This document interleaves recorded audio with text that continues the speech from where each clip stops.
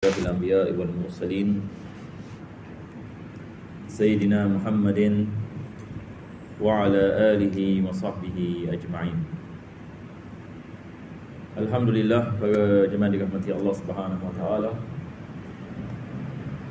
Pertama dan utama sekali kita memanjatkan kesyukuran kita kepada Allah dapat kita berkumpul di rumah Allah Subhanahu wa taala dan kita berada pada hari Jumaat. Dan hari Jumaat ini sentiasa menjadi hari istimewa bagi seorang mukmin. Dan tiap-tiap kali hari Jumaat mendatang, kita merasakan rahmat Allah Subhanahu wa taala dan kita merasakan kebahagiaan atas nikmat Islam dan iman. Hari Jumaat merupakan sayyidul ayyam, seperti mana Nabi SAW mengajarkan kepada kita, hari yang paling penting bagi seorang mukmin dalam seminggu. Hari ini juga kita digalakkan membaca suratul Kahfi. Kita digalakkan memperbanyakkan selawat kepada Nabi sallallahu alaihi wasallam. Dan hari ini juga ini merupakan hari yang mana ada sa'atul istijabah, yang mana Allah Subhanahu wa taala mengabulkan doa. Dan ada satu masa yang mana apabila seorang mukmin berdoa kepada Allah Subhanahu wa taala, maka pasti dan pasti Allah akan mengabulkan doa tersebut. Kita mengharapkan mudah-mudahan masa-masa yang kita berkumpul ini menjadi masa-masa sa'atul istijabah, yang mana dengannya Allah Subhanahu wa taala mengabulkan doa. Maka kita mengambil kesempatan ini untuk kita berdoa kepada Allah Subhanahu wa taala agar Allah sentiasa mengampunkan segala dosa kita zahir dan batin. Amin. Dan menjaga kita daripada segala musibah, daripada segala bala dan wabak, daripada segala azab di dunia dan akhirat. Kita berdoa kepada Allah Subhanahu wa taala sentiasa Allah memberikan kepada kita taufik dan hidayah, yang mana dengannya dapat kita sentiasa mendekatkan diri kepada Allah Subhanahu wa taala pada tiap-tiap masa dan keadaan, supaya kita sentiasa mendapatkan keridaan Allah Subhanahu wa taala dan keridaan Rasulnya. Mudah-mudahan Allah meridai kita dan kita meridainya, dan Allah mencintai kita dan kita mencintainya, dan mudah-mudahan Allah memberikan kepada kita maqam seperti mana Allah Subhanahu wa taala memberikan kepada para ulama dan aulia salihin. Dan dengan ini kita berdoa juga agar Allah menghidupkan hati-hati kita dengan iman dan taqwa. Amin. Dan memberikan kepada kita husnul khatimah dan membukakan bagi kita pintu kefahaman dalam agama. Amin ya rabbal alamin. Maka kembali kepada kitab Ihya Ulumuddin karangan Imam Hujjatul Islam Muhammad Al-Ghazali rahimahullahu taala. Al-Imam Ghazali pada bahagian yang kita sedang membicarakan ini sedang membicarakan tentang ilmu syar'iyah. Dan pada hari yang lepas kita telah memahami yang dimaksudkan dengan ilmu syar'iyah. Ini maksudnya ini adalah ilmu yang bersangkut paut dengan wahyu yang diturunkan oleh Allah Subhanahu wa taala kepada para anbiya. Maka ilmu yang bersangkut paut dengan wahyu dikenali sebagai ilmu syar'iyah. Jadi ilmu yang kita meraih daripada Al-Quranul Karim, dia adalah syar'iyah. Ilmu yang kita mendapatkan daripada sunnah-sunnah Nabi SAW, ia daripada ilmu syar'iyah. Al-Imam Ghazali mengatakan ilmu syar'iyah ini terbagi kepada 4 bahagian. Bahagian yang pertama adalah Al-Quran. Bahagian yang kedua adalah sunnah Nabi SAW. Bahagian ini yang ketiga yang kita membicarakan semalam adalah al-ijma'. Ijma' ini ulama. Bahagian ini yang keempat adalah ijtihad para sahabat radhiyallahu anhum. Dan ini juga termasuk yang qiyas, seperti mana kita mempelajari dalam ilmu usulul fiqh. Jadi ini adalah 4 bahagian yang mana ulama kita mengatakan dalil-dalilnya disepakati. Kita juga ada seperti mana dalam mazhab Imam Malik, ia dikenali sebagai masalih al-mursalah. Ini masalih al-mursalah, lihat ini kepada maslahat. Sebab agama Islam ini dia berdasarkan kepada maslahat. Dia memberikan manfaat, yakni kepada manusia. Jadi asal yakni sesuatu hukum yang bermanfaat adalah ia diperbolehkan. Asal sesuatu yang memberikan kemudaratan adalah ia diharamkan.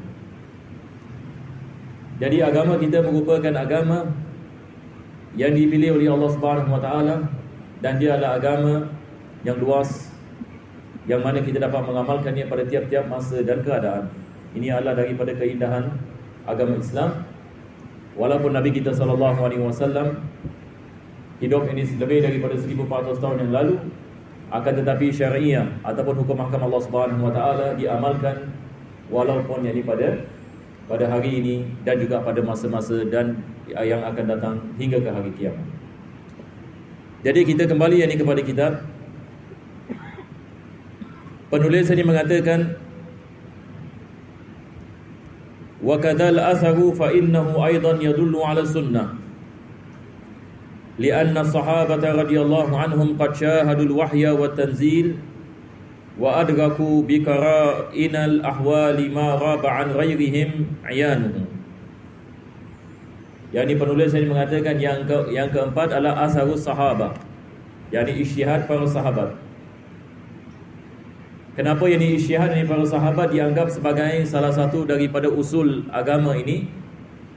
Sebab sahabat Nabi SAW bukan saja mereka melihat kepada Nabi SAW, tetapi mereka menyaksikan wahyu diturunkan. Maka mereka lebih memahami agama ini dan mereka melakukan ijtihad, dan kita berpegang ini kepada ijtihad mereka. Jadi ulama-ulama yang datang selepas sahabat Nabi SAW mempelajari fatwa mereka dan mempelajari ijtihad mereka, dan daripada situ mereka mempelajari bagaimana sesuatu fatwa itu dikeluarkan, bagaimana ijtihad ini dijalankan. Jadi di sini Al-Imam Ghazali mengatakan ini adalah bahagian yang pertama, yang dia menamakan ini sebagai usul. Jadi usul bagi ilmu syariah ada 4 perkara. Sekali lagi, Al-Quran, Sunnah, kita ada ijma', dan kita ada ijtihad dari para sahabat radhiyallahu anhum. Selepas itu beliau mengatakan ad-darbus tsani, bahagian yang kedua daripada ilmu syariah. Jadi bahagian yang pertama adalah ilmu usul. Bahagian yang kedua beliau mengatakan al-furu', iaitu cabang. Jadi kita ada usul dan kita ada cabang. Agama ini kita ada usul dan kita ada cabang. Ulama kita mereka memberikan misal agama ini seperti pokok. Pokok ini kita ada apa? Dia punya akarnya. Dan selepas itu kita ada cabangnya. Dan akarnya kembali ini kepada ilmu aqidah. Dan begitu juga ini kembali ini kepada Al-Quran dan sunnah Nabi SAW. Selepas itu cabangnya kita ada ilmu fikih. Dan ilmu fikih ini dia adalah ilmu yang bersangkut paut dengan hukum ahkam. Hukum ahkam yang diraih daripada usul. Jadi ulama-ulama kita mereka lihat kepada Al-Quranul Karim dan mereka lihat kepada sunnah Nabi SAW, dan mereka mengeluarkan hukum ahkam daripada usul. Yang ini sebagai misal, kalau kita menanyakan berkenaan dengan wudu, kenapa diwajibkan kita membasuh muka kita? Kenapa diwajibkan kita membasuh tangan? Dan kenapa kita sapu kepala? Kenapa kita basuh kaki? Maka jawapannya adalah dalam Al-Quranul Karim. Allah Subhanahu Wa Taala berfirman dalam Al-Quran, ya ayyuhalladzina amanu idza qumtum ilas salati faghsilu wujuhakum wa aydiyakum ilal marafiq. Ini Allah mengatakan, wahai mereka yang beriman, apabila kamu nak melakukan salat, hendaklah kamu membasuh muka-muka kamu dan tangan-tangan kamu. Wamsahu bi ru'usikum wa arjulakum ilal ka'bain. Dan hendaklah kamu menyapu kepala-kepala kamu dan membasuh kaki-kaki kamu. Jadi daripada sini kita mendapatkan rukun-rukun wudu. Selepas itu Nabi SAW juga memperlihatkan para sahabat tentang bagaimana nak mengambil wudu. Maka diriwayatkan Nabi SAW membasuh telapak tangannya, membaca basmalah. Selepas itu beliau melakukan komo-komo dan istinsyaq dan istinsar. Selepas itu bagaimana dia membasuh yang di kepalanya, sama ada basuh daripada atas ataupun daripada bawah. Dan bagaimana Nabi melakukan takhlil bagi janggutnya dan juga rambut yang ada pada mukanya. Bagaimana Nabi membasuh tangannya, bagaimana dia menyapu kepalanya, sama ada dia menyapu sebahagian kepala ataupun keseluruhan kepala. Bagaimana Nabi SAW sapu telinganya dan membasuh kakinya. Maka daripada sini kita mengetahui dengan terperinci tentang sunnah-sunnah dan cara bagaimana kita nak melaksanakan ibadah. Jadi bagaimana kita mendapat hukum ahkam ini? Bagaimana kita mengetahui wudu ini wajib kalau kita nak melakukan salat? Bagaimana kita mengetahui cara membasuh muka dan membasuh kaki dan membasuh tangan? Maka dia balik kepada usul. Dia balik kepada empat perkara tadi. Dia balik ini kepada Al-Quranul Karim. Dia balik kepada sunnah Nabi SAW. Dan ada beberapa perkara juga balik kepada ijma'. Misalnya ini kita di ijma', tidak sah salat tanpa wudu. Ijma' ulama. Semua ini ulama setuju. Tidak ada ulama yang mengatakan satu orang ini melakukan salat tanpa wudu sah. Tidak ada. Semua yang mengatakan wajib yang mengambil wudu. Sebab kalau tak kita bercanggah dengan Al-Quran. Al-Quran ini mengatakan, ya ayyuhalladzina amanu idza qumtum ila shalah. Wahai mereka yang beriman, apabila kamu nak melakukan salat, farsilu wujuhakum, hendaklah kamu basuh muka kamu. Maka kita tidak ada khilaf dalam perkara ini. Jadi ijma' adalah hujjah. Dan begitu juga ijtihad dari para sahabat radhiyallahu anhum. Mereka melakukan ijtihad. Sayyidina Umar Al-Khattab melakukan ijtihad tentang buah zaitun. Mengikut dari pendapatnya diwajibkan zakat atas buah zaitun. Ini adalah ijtihad dari Sayyidina Umar Al-Khattab. Maka Imam Syafi'i pada qaul qadim mengikut yang ijtihad Sayyidina Umar. Dalam mazhab Imam Syafi'i qaul qadim, apabila beliau berada di Baghdad, beliau mengatakan ijtihad dari sahabat adalah hujjah dalam mazhab kami.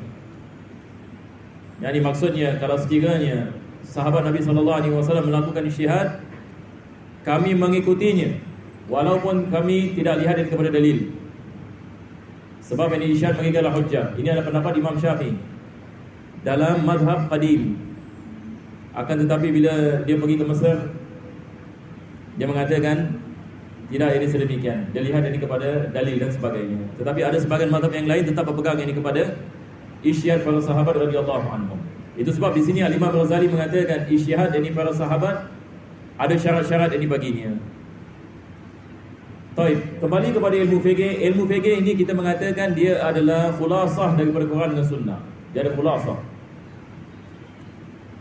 Seperti mana guru kami mengatakan, ilmu fikih ini adalah zubdah. Zubdah. Apa maksudnya zubdah? Kita kalau melakukan ayat, biasa apa kita melakukan ayat bagi apa? Tepung kan? Jadi tepung ini kalau kita ambil tepung yang kasar, kita letakkan ke dalam apa? Tempat ayat ini, lepas itu kita melakukan ayat. Apa yang keluar ini adalah zubdah. Maksudnya apa? Maksudnya yang dia punya pati dia. Sebab yang atas ni dia banyak campuran, ada kekotoran, ada abuk, macam-macam benda, ada batu dan sebagainya. Tapi kalau kita ayat yang keluar ni semua adalah yang halus. Jadi dah kena filter. Sama juga dengan susu. Susu ini kalau kita susu pun ada air je kan. Lepas itu dapat apa? Dapat keju. Ini dikenali sebagai zubdah. Jadi ilmu fikih ini dikatakan dia adalah zubdatul Qur'ani wa sunnah. Yani dia adalah hasil daripada ijtihad para ulama daripada Al-Quran dengan sunnah. Itu sebab kita lihat ulama kita menekankan mempelajari ilmu fikih. Lebih-lebih lagi bagi orang yang baru nak belajar. Belajar fikih dahulu. Kita nak kena belajar cabang dahulu sebelum usul. Ini syarat ni. Tapi hari ini semua dah turun terbalik dah. Hari ini kita berada dalam keadaan orang menanyakan kenapa nak kena belajar fikih. InsyaAllah kita mengatakan nak belajar fikih sebab kita nak melakukan ibadah. Orang mengatakan kenapa kita tidak terus kembali kepada asalnya, iaitu Quran dengan Sunnah. Kita mengatakan ini berat ini. Kalau orang ini baru ini nak mempelajari agama, terus yang ini kembali kepada Quran dengan Sunnah, apa jadi? Mungkin dia tak faham. Sebab Al-Quran ini maknanya mendalam. Hadis Nabi SAW mempunyai makna yang mendalam, yang mana ulama kita berselisih pendapat tentang makna ini. Jadi macam mana dia nak mengetahui? Kalau dia tidak memahami bahasa Arab misalnya, dia tidak ada alat-alatnya, dia belum lagi mempelajari ilmu fiqh, dia belum lagi mengetahui masalah khilafiyah, dia belum lagi mengetahui apa itu ijma', apa itu qiyas, apa itu usul dan furu', apa itu haqiqah dan majaz, apa itu haqiqah lughawiyah, syar'iyyah, wad'iyah dan sebagainya. Ini semua dipelajari dalam ilmu usulul fiqh. Jadi caranya adalah kita nak kena pergi kepada cabang dahulu. Satu orang baru masuk Islam, kita ajarkan kepadanya tentang bagaimana nak mengambil wudu. Kita ajarkan kepadanya bagaimana nak melakukan solat. Kita mengatakan rukun wudu ada 6 perkara. Rukun solat adalah ada 13 perkara. Jadi awak nak kena belajar ini dulu. Nak kena memahami apa yang ilmu fardu ain, apa yang diwajibkan. Ini sebab balik ini kepada ilmu fikih. Sebelum itu ini ilmu akidah tentang sifat-sifat Allah Subhanahu wa taala. Jadi di sini Al-Imam Ghazali mengatakan bahagian yang kedua daripada ilmu syariah dia adalah ilmu fikih. Dan ilmu fikih ini diraih daripada ilmu usul. Daripada usul kita mendapat cabang.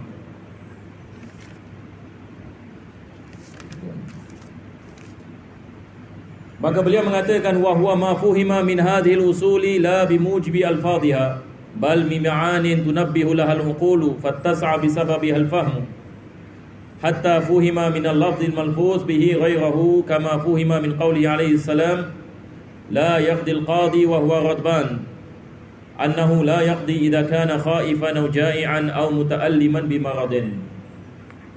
Al-Imam Ghazali ini dia adalah seorang yang faqih.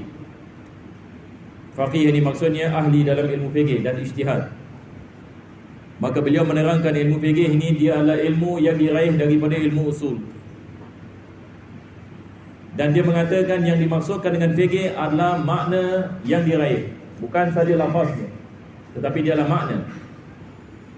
Dia memberikan misal hadis Nabi SAW. Ini kita lihat misal ini. Nabi SAW ini bersabda dalam sebuah hadis, la yaqdil qadi wa huwa ghadban. Yani Nabi mengatakan seorang qadi tidak dibolehkan dia menjatuhkan hukuman kalau dia dalam keadaan marah. Seorang qadi di sini bukan maksudnya Tok Kadi ya. Qadi di sini, apa maksud qadi di sini?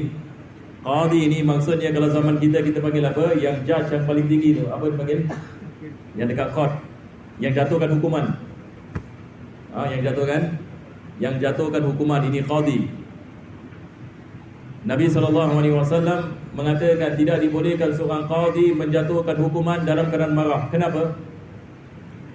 Sebab kalau dia dalam keadaan marah, mungkin dia tengah bad mood, dia lihat kepada orang ini muka dia tak suka. Jadi baik-baik dia nak berikan ini hukuman ringan, dia memberikan hukuman yang berat. Sekarang dia ikut hawa nafsu dia. Maka Nabi mengatakan tidak dibolehkan. Jadi seorang qadi ini bukan senang nak jadi qadi. Bukan saja dia nak kena mengetahui tentang hukum ahkam, tetapi dia juga mesti lihat yakni kepada hal keadaan dirinya supaya dia tidak menzalimi orang lain dalam penghukuman. Maka para ulama fikih mereka mengambil hadis ini, mereka mengatakan tidak boleh juga seorang qadi menjatuhkan hukuman dalam keadaan lapar. Bagaimana mereka mengatakan lapar pula? Ini adalah ijtihad mereka. Sebab mereka memahami makna di sebalik apa yang disebutkan Nabi SAW. Sebab Nabi SAW mengatakan tidak dibolehkan seorang qadi menjatuhkan hukuman dalam keadaan marah. Yang ini maksudnya sebab kemarahan ini boleh mengubahkan fikirannya. Begitu juga dengan sikap-sikap yang lain yang boleh mengubahkan pemikiran seseorang. Seperti kalau dia terlalu lapar, dia terlalu haus, mungkin dia nak cepat-cepat misalnya, dia kelang kabut. Ini juga masalah. Mungkin yang ini dia dapat, dia meringankan pula. Baik-baik ini dia mengeraskan, dia meringankan terlalu ringan pun tak betul. Jadi bagaimana ulama kita mengeluarkan perkara ini? Dengan mereka memahami sebab kenapa Nabi SAW mengatakan sedemikian. Jadi ini adalah ilmu diraih daripada hadis Nabi SAW. Maka jadi ilmu fikih. Jadi ilmu fikih ini seperti mana saya mengatakan tadi, dia adalah zubratul Qur'ani was sunnah. Dia adalah parti bagi Al-Quran Karim dengan sunnah Nabi SAW. Jadi apa yang kita mempelajari daripada kitab fikih yang muktabar, semua berdasarkan dengan dalil. Ada orang tak faham ya. Ada orang menyangkakan kita berada kitab fikih ini semua tak ada dalil. La ilaha illallah. Dia tidak mengetahui yang ulama-ulama yang mengarang kitab fikih ini adalah ulama yang besar. Mereka sudah melihat ini kepada dalil dan mereka mentarjihkan mazhab. Beribu-ribu ini ulama melakukan ijtihad. Datang Imam Nawawi. Al-Imam Nawawi melakukan tarjih dalam mazhab Imam Syafi'i begini, pendapat yang mu'tamad begini. Kita ada khilaf ini ulama berkenaan dengan masa waktu maghrib. Sebagian ulama mengatakan waktu maghrib ini hanya 15 minit saja. Ini adalah pendapat jadid Imam Syafi'i. Sebagian dari ulama mengatakan tetapi kita ada hadis Nabi sallallahu alaihi wasallam. Nabi mengatakan waktu maghrib ma lam yaghib syafaq. Waktu maghrib ini selagi mana mega merah tidak hilang. Maka sebagian dari ulama yang datang selepas Imam Syafi'i, mereka mengatakan dalil ini lebih kuat. Hadis ini adalah hadis yang sahih. Nabi mengatakan waktu maghrib ini selagi mana mega merah di langit tidak hilang. Yang maksudnya selagi mana dia belum lagi masuk waktu Isyak. Maka ulama kita berpegang kepada pendapat ini, mengatakan ini adalah pendapat mu'tamad dalam mazhab. Jadi dia berdasarkan kepada dalil. Maka semua yang kita belajar dalam ilmu fikih dia berdasarkan kepada dalil dan hukum yang sudah di ayat sekali lagi yang menyatakan ayat oleh ramai ulama-ulama daripada zaman dahulu yang hingga ke sekarang. Jadi apa yang kita ada pada hari ini, kita nak kena bersyukur kepada Allah Subhanahu Wa Taala. Sebab agama kita sampai kepada kita dengan baik sekali. Kita cuma hari ini tinggal nak belajar saja. Kita nak kena belajar saja. Sebab ulama kita sudah melakukan banyak sangat ijtihad dan memudahkan kita. Jadi kita tak boleh banyak komplain zaman sekarang. Tetapi kita hanya nak kena meletakkan usaha dan insya-Allah ini kita akan mendapat barakahnya. Mudah-mudahan Allah Subhanahu Wa Taala memberikan kepada kita taufik dan hidayah. Jadi pengajian yang dibagi kitab Ihya, sebab Al-Imam Ghazali sedang membicarakan perkara ini.